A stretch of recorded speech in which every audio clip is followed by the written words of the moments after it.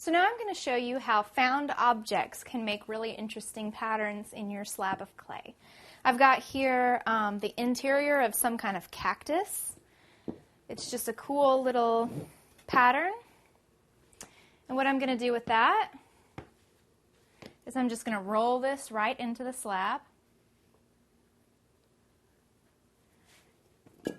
As you can see, it just gives a really nice kind of scaly texture.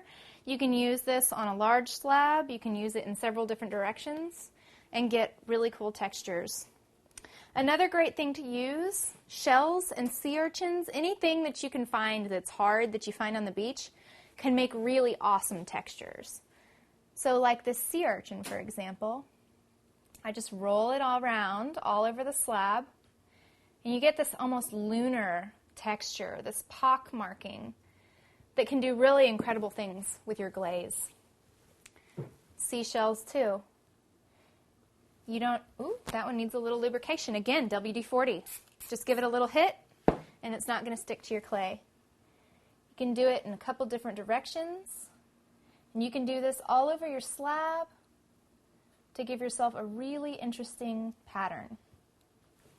Finally, something like a cabinet knob, anything. Now with things like this, you definitely want to lubricate them. Any kind of metal object or textured object of any kind can really be used. And if you get repetitive with it, it's not obvious in the end where that decoration came from in the first place. It's just a really cool pattern, almost like the sheet of prefab texture that we used.